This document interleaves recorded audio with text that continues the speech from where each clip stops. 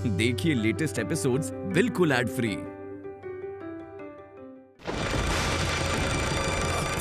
अरे क्या हुआ? अरे बचाओ! अरे बचाओ! अरे डरो मत, डरने की कोई जरूरत नहीं है। भरोसा रखो, ऊपर जो है उन पर भरोसा रखो। जय जयकार करो उनके नाम की। जय रघुवीर जी की जय! जय रघुवीर जी की जय! जय रघुवीर जी की जय! जय रघुवीर जय! जय रघुवीर जी की जय! जय रघुवीर की जय! जय रघुवीर जी की जय!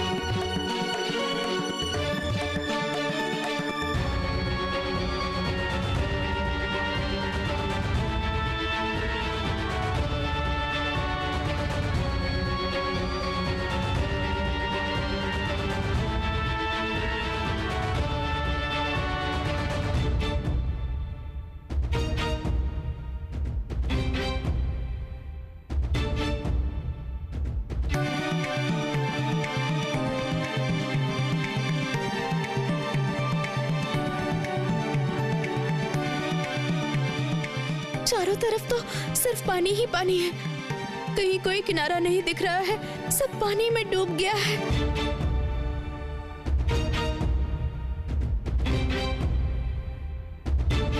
क्या देख रही है दीदी? बड़े जेठ जी आ रहे हैं कि नहीं? वो आ रहे हैं क्या? नहीं रे, कुछ नहीं दिख रहा है, सब कुछ पानी में डूब चुका है। तुम भी देखो।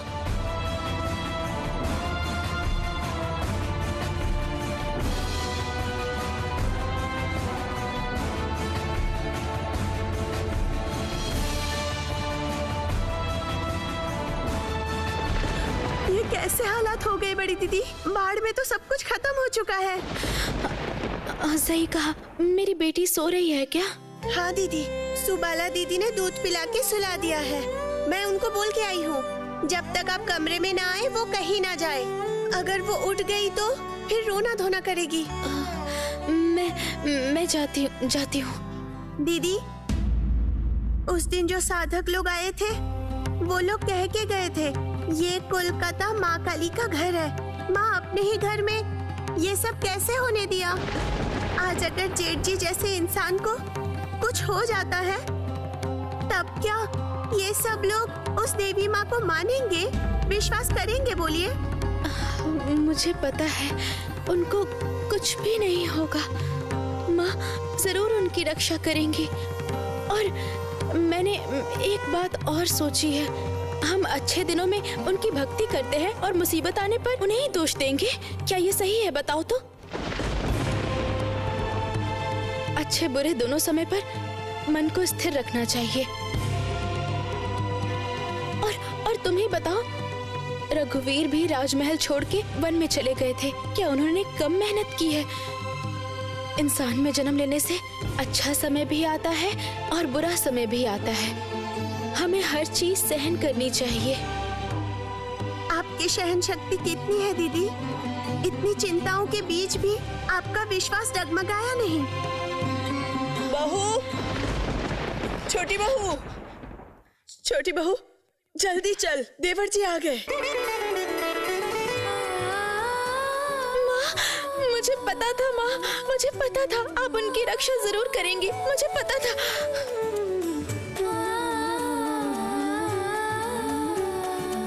छोटी दीदी जीत गई। आज छोटी दीदी के भरोसे के बल पे बड़े जेठ जी इस घर में वापस आ गए हैं दीदी। देवर जी वापस तो आ गए हैं, लेकिन लेकिन क्या बड़ी दीदी, कुछ बुरा हुआ है क्या? क्या हुआ है बड़ी दीदी?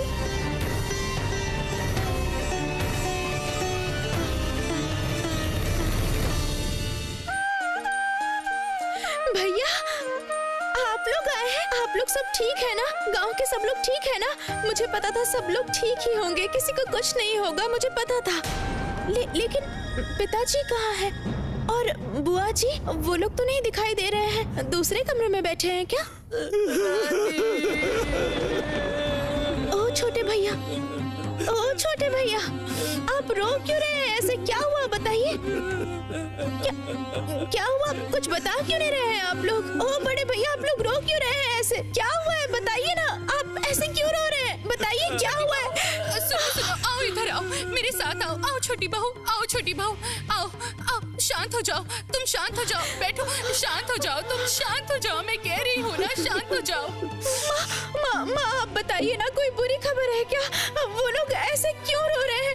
क्या हुआ है बताइए ना मुझे माँ। रानी, दिल को मजबूत कर लो, हमें वास्तव से मुकाबला करना ही होगा। रानी, पिताजी और बुआ जी की कोई खबर नहीं मिल रही है, पता नहीं वो लोग कहाँ फंस गए हैं। हम लोगों ने बहुत ढूंढा लेकिन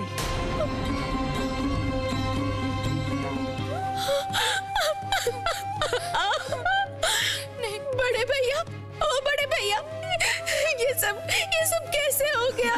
कैसे हुआ बताइए ना बड़े भैया, कैसे हुआ ये सब? छोटे भैया कुछ तो बताइए, क्या हुआ बताइए। बहना, तूफान में घर बार सब टूट गया हमारा। तूफान ने सब लूट लिया, गंगा का पानी गांव के अंदर आ गया, सब कुछ बह गया। हम लोग अपनी जान बचाने के लिए एक ऊंची जगह ढूंढने निकले थे और रास्ते में तेज तूफान, कौन कहाँ चला गया किसी को कुछ समझ में नहीं आ रहा था। उसके बाद जब सब लोग इकट्ठा हो गए तब देखा कि पिताजी, बुआ और गांव के कुछ लोग वहाँ नहीं थे। चप्पा चप्पा ढूंढा हम लोगों ने पर नहीं मिले। उस बाढ़ के पानी ने हमारा सब कुछ।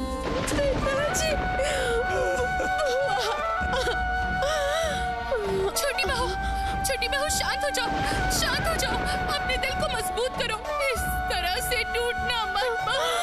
मेरी बात सुनो, तुम्हारे ससुर जी से कहूंगी, कैसे भी करके तुम्हारे पिताजी को, तुम्हारी बुआ को जरूर ढूंढ निकालेंगे। वो देखना, वो जरूर कुछ व्यवस्था करेंगे। भरोसा रखो छोटी बहू, उन्हें कुछ भी नहीं होगा। चंदन सुन बेटा, राम और गोविंदा को कहीं विश्राम करने की व्यवस्था करवा दे और गांव से जितने लोग यहाँ आए हैं उनको थोड़ा चिवड़ा गुड़ खिलाने की व्यवस्था करवा दे। बिल्कुल चिंता मत कीजिए, मैं सब कुछ देख लूंगा। ठीक है बेटा, और देरी मत कर, उधर व्यवस्था करवा दे। छोटी बहू तुम और मत रो बहू, और मत रो। मैं जरा सुबाला से कहती हूँ, उस बच्ची को छोड़कर वो कहीं न जाए। नींद से जगने के बाद वो बच्ची को देखे।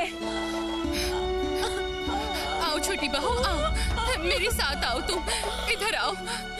तुम्हें एक बात बताती हूँ, सुनो छोटी बहू, इस समय साहस खोने से बिल्कुल नहीं चलेगा छोटी बहू। इतने दिनों से तुमने हर आदमी का साहस जुटाया है, हाँ? अभी तो अपने मन में साहस रखना ही पड़ेगा तुम्हें, दिल को मजबूत करना होगा, ऐसे हार मत मानो। सुनो छोटी बहू, मुसीबत में खुद को मजबूत रखना पड़ता है, उतावला होने से नहीं चलेगा, है? मैं बड़ी बहू से कहती हूँ कि कुछ गरम खाने के लिए ले आए, कुछ गरम खाने से शरीर को शक्ति मिलेगी, समझे? अरे ओ चंदन, तू अभी भी यहीं खड़ा है बेटा, जा प्रीतराम के साथ बात कर। नहीं छोटी बहू, मैं चाहती हूँ तेरे नाना जी को भेज देती हूँ, जा जा, देरी मत कर, जा। ठीक है नानी।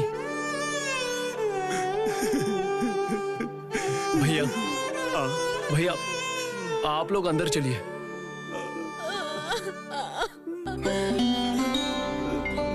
आइए।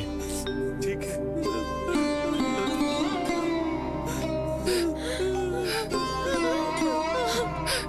मन को शांत करो छोटी बहू, मन को जुगी, शांत जुगी, तू छोटी बहू के पास रह, इस कमरे से निकलना मत, मैं उधर संभालती हूँ। हाँ, माँ, आप उधर संभाल लीजिए। पिताजी, गंगा का ऐसा विकराल रूप मैंने पहले कभी नहीं देखा। धारा इतनी तेज थी कि हम लोग थोड़ा भी आगे नहीं बढ़ पा रहे थे। नाना जी, कौन सा गांव, कौन सी नदी है, कुछ समझ नहीं आ रहा था। तुम वहाँ पहुँचे कैसे? पता नहीं कैसे कोना गांव तक पहुंच गया। एक मांझी वहां पर देवदूत की तरह पहुंच गया, नहीं तो कोई नहीं बच पाता। पूरा कोना गांव तो पानी के नीचे बह गया है, सभी लोग बह जाते अगर समय पर उनको बचाया नहीं जाता। प्रीतराम, छोटी बहू के पिताजी और बुआ की अगर कोई खबर मिली है तो बताओ। जो भी हो, वो भी हमारा एक परिवार है। पता नहीं ससुर महाशय, कुछ पता नहीं। पानी कम न होने से क्या करूंगा कुछ समझ नहीं आ रहा। हमारे काम करने वाले लोग भी लगभग शून्य हो गए। पिताजी, पानी उतरने में अभी काफी समय लगेगा, तब तक तो सब कुछ खत्म हो जाएगा। रानी के पिताजी और बुआ शायद कहीं फंसे हुए हैं। देरी हो जाने से आखिरी उम्मीद भी खत्म हो जाएगी। सब समझ में आ रहा है चंदर, सब समझ में आ रहा है, लेकिन जाएगा कौन और कैसे जा पाएंगे इस परिस्थिति में? देखता हूं, अगर सरकार बहादुर कोई कोशिश करे, मैं अपनी तरफ से उनको समझाऊंगा, मेरे समधी समधन जी की अच्छी तरह से तलाश करे। लेकिन प्रीतराम, तुम कलेक्टर के पास पहुंचोगे कैसे? वैसे ये सही रास्ता है। देखो, ऐसी बाढ़ मैंने अपने जीवन में तो कभी देखी नहीं, लेकिन तुम्हारा संदेश लेकर जाएगा कौन? नाना जी, किसी को भेज के ये काम नहीं हो पाएगा, कैसे भी करके मुझे ही जाना पड़ेगा। नहीं चंदर, नहीं, फिर से तुम नहीं। अब देखो चंदर, तुम अभी लौटे हो, तुमने बहुत ज्यादा कष्ट झेले हैं, तुम्हारी तबीयत खराब हो जाएगी, तुम मत जाओ। पिताजी, इस आपदा की घड़ी में सिर्फ अपने बारे में सोचने से नहीं होगा, वो भी हमारा परिवार है, अपने लोग हैं। अभी वो लोग मुसीबत में हैं, तो मैं उनकी मदद नहीं करूंगा। पिताजी, कैसे भी करके उन्हें ढूंढना होगा। पिताजी, रानी के पिताजी मेरे भी पिताजी हुए ना। प्रीतराम,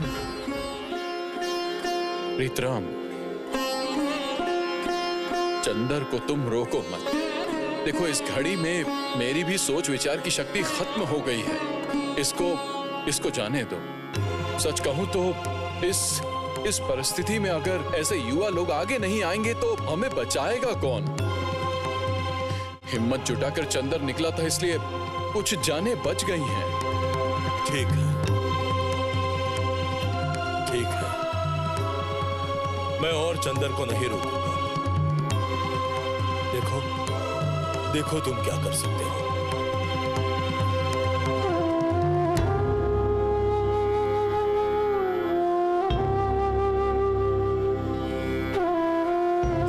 जनार्दन जी तुम्हारी रक्षा करेंगे। जिस काम के लिए तुम जा रहे हो उसमें सफल होना बेटा।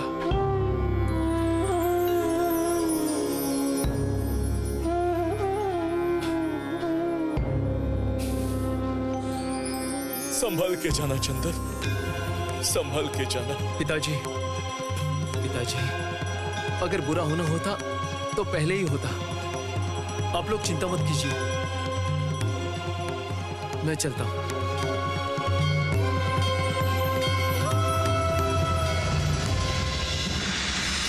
सुनो छोटी बहू, इस तरह से हिम्मत मत हारना। मुझे लगता है कि कहीं पानी के बीच तेरे पिताजी और बुआ फंस गए हैं, इसीलिए वो लोग मिल नहीं रहे हैं। लेकिन तुम देखना, पानी कम होने के बाद जरूर वो लोग कहीं मिल जाएंगे। तुम देखना छोटी बहू। और तुम्हारे ससुर जी ने तो बड़े साहब को कहा है, कैसे भी करके तुम्हारे पिताजी और बुआ को ढूंढ निकालने के लिए। बचपन में अपनी माँ को खो दिया था मैंने, उसके बाद बुआ ही तो मेरी माँ जैसी थी, वो कहाँ चली गई। छोटी बहू, ये ले, तेरे लिए गरम दूध लाई हूँ, पी ले। लो छोटी बहू, पी लो। ले। नहीं बहू, मना करने से नहीं चलेगा, थोड़ा सा तो पीना ही पड़ेगा।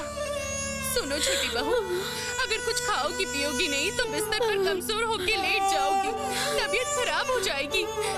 अच्छा, कम से कम अपनी बच्ची के बारे में तो सोचो। बड़ी बहू सुनो, जाओ बेटी को यहाँ लेकर आओ तो जाओ। छोटी दीदी, आपकी बेटी किसी के गोद में नहीं जा रही है, सिर्फ रोते जा रही है। शायद अपनी माँ को ढूंढ रही है।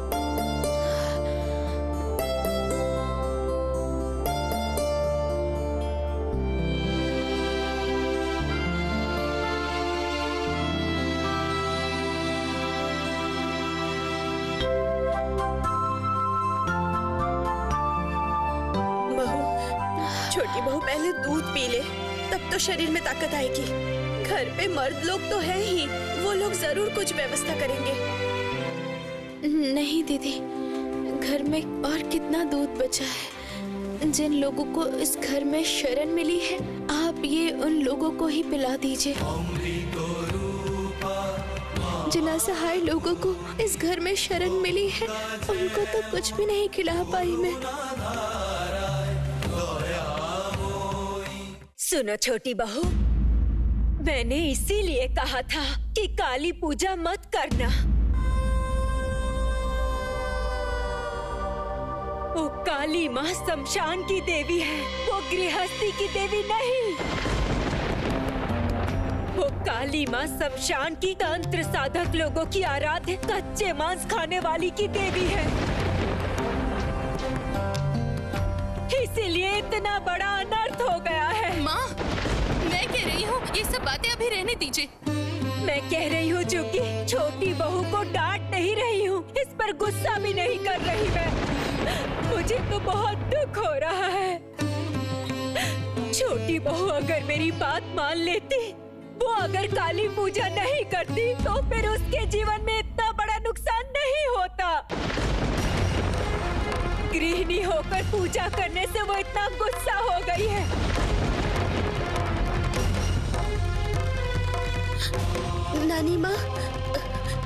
नानी माँ, दिल से भगवान को बुलाने से भी वो ऐसे नुकसान करते हैं।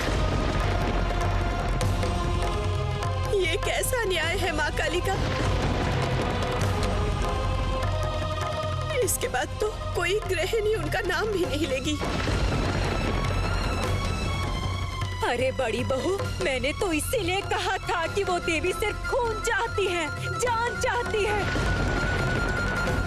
किसी वैष्णव के घर में शक्ति की पूजा नहीं करनी चाहिए। छोटी बहू, देखो बहू, मैं तुम्हारा बुरा नहीं चाहती, तुम्हारा कोई नुकसान हो ये मैं नहीं चाहती हूँ, इसीलिए तुम पर गुस्सा करती हूँ। लेकिन मेरी सारी कोशिश पानी में बह गई। अच्छा माँ, हमारे ऊपर तो जनार्दन जी हैं। छोटी बहू खुद रोज पूरी भक्ति के साथ रघुवीर जी की पूजा करती रहती है, फिर भी वो लोग हमसे मुंह फेर लेंगे क्या? क्यों माँ, बताइए, ऐसा क्यों, बताइए। अरे चूंकि अगर कोई जानबूझ के आग में अपना हाथ डालता है तो वो तो जलेगा ना बेटी, जलेगा ही। इतने सालों से जो जानती हूँ, जो सुनते आई हूँ, वो गलत नहीं हो सकता। ये सब कुछ हो रहा है काली पूजा करने से। अरे देख, ये पक्का महल भी ना टूट जाए, सब कुछ खत्म ना हो जाए इस महाप्रलय में। हे जनार्दन जी। नहीं नानी माँ काली इस जगत संसार की माँ है। माँ कभी भी अपनी संतान के लिए इतनी निर्दयी नहीं हो सकती।